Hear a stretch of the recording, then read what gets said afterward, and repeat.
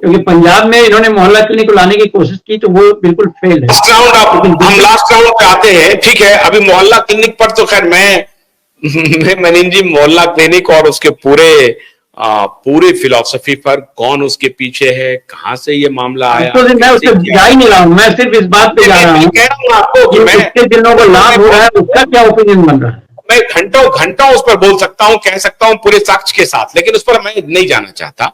अब मैं थोड़ा और व्यवहारिक सवाल पर अब आ जाता हूं। लास्ट राउंड में हम डिबेट के, और कर्नल विजयनाथ जी से पूछना चाहेंगे। कर्नल साहब, ये जो लेटर जो दिखाया है आतिशी मर्लिना ने, क्या उस लेटर को जो काउंटर किया है भारतीय जनता पार्टी के नेताओं कि ये फ्रॉड है, ये पूरी तरह से फोर्ज लेटर दिखाया गया है और मुख्यमंत्री के कार्यालय को हाईजैक करने की कोशिश हो रही है, मुख्यमंत्री कैसे ईडी के कस्टडी से लेटर लिख सकते हैं, क्या ये एक बहुत बड़ी परेशानी होने जा रही है बीजेपी, आम आदमी पार्टी के लिए?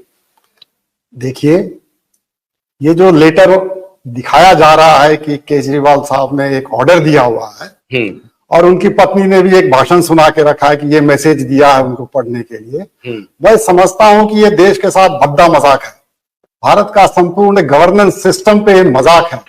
आपको समझना चाहिए कि वो एक कस्टडी में, ईडी के कस्टडी में, और बिना कोर्ट के परमिशन से किसी को भी मिल नहीं सकता, किसी से भी वार्तालाप कर नहीं सकता, तो ये आदेश दे कैसे सकता है?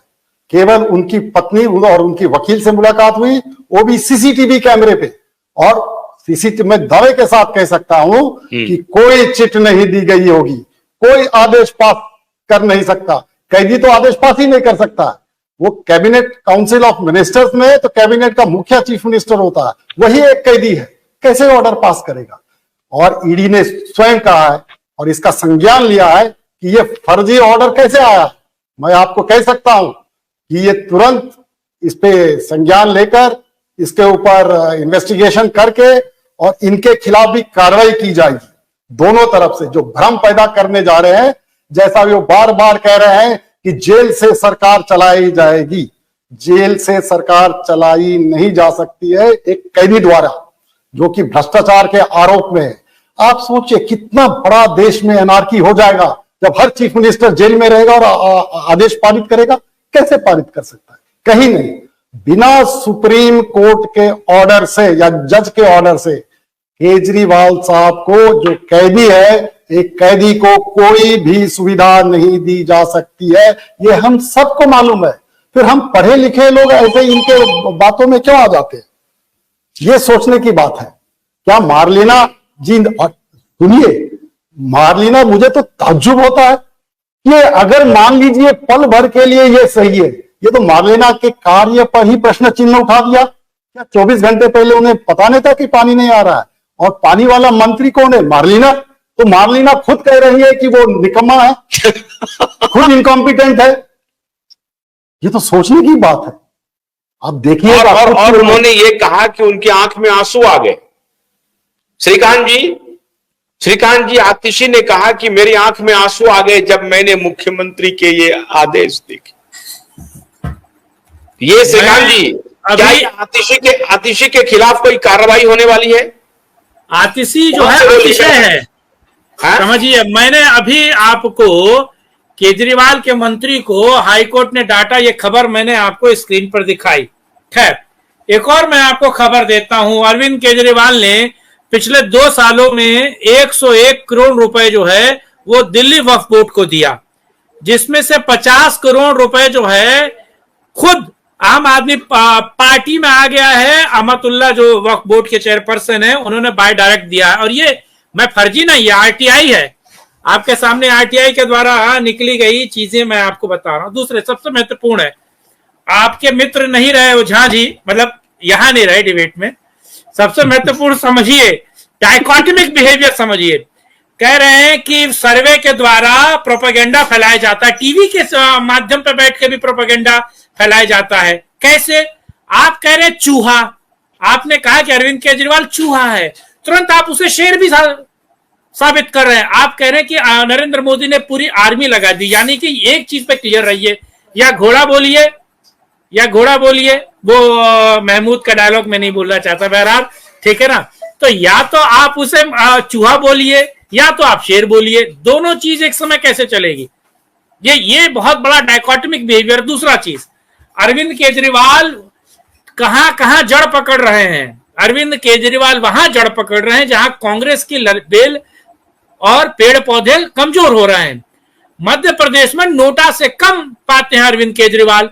उनकी जमानत जब्त हो जाती है। उनके पार्टी किसी एक व्यक्ति की मुझे बता दिए जिसकी जमानत जब्त ना हुई हो। हर एक चुनाव में दिल्ली, पंजाब और गुजरात और गोवा के चुनाव को छोड़कर बता दीजिए कहां उनके पार्टी के किस व्यक्ति की जमानत जब्त नहीं हुई है। मैं उस पर बात नहीं कर रहा हूं। मैं ये कह रहा हूं कि क्या आतिशी की मुश्किलें बढ़ने वाली है। मैं ये कह रहा हूं आतिशी जेल जाने वाली है। आतिशी जेल जाने वाली है आशुतोष जी। और मुझे लगता है कि स्क्रिप्ट और लिख देनी चाहिए जिसमें यह कहा जाए कि अब अरविंद केजरीवाल के बाद आतिशी भी जेल जा रही है। बीजेपी ने उनके खिलाफ भी ईडी और सीबीआई को लगा दिया है। ये खबरें चलते हुए बहुत जल्दी आप देखेंगे। और मुझे लगता है कि 4 जून के बाद ये खबर बहुत बड़े पैमाने पर फैलेगी।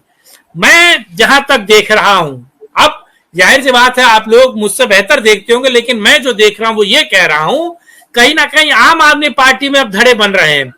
आम आदमी पार्टी में आतिशी इसलिए लगी हुई है कि अगर महिला मुख्यमंत्री की बात आएगी तो आतिशी को मुख्यमंत्री बनाना चाहिए अरविंद केजरीवाल के बाद।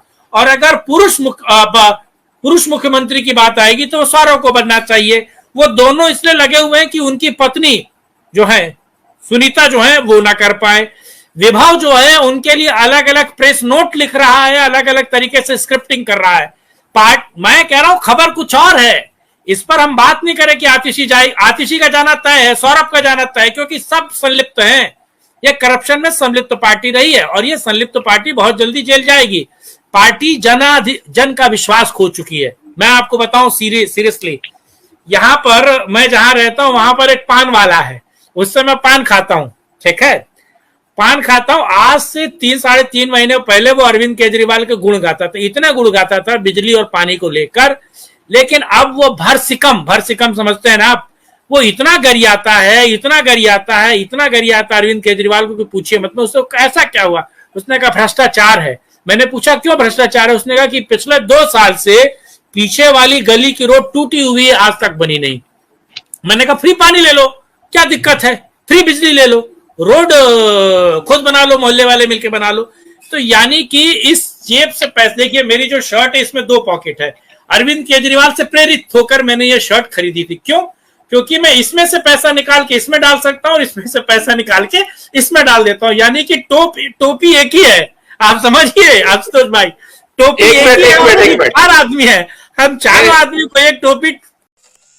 गन्ने की कड़ी बुनियाद, जिसे मराठी में खुड़किया और कुछ उत्तर भारत के क्षेत्रों में खुटकी भी कहा जाता है, उसे केवल भोलानाथ का 2-in-1 बैटरी ऑपरेटेड हार्वेस्टर कम ब्रश कटर आसानी से और बिना रुकावट के काट सकता है।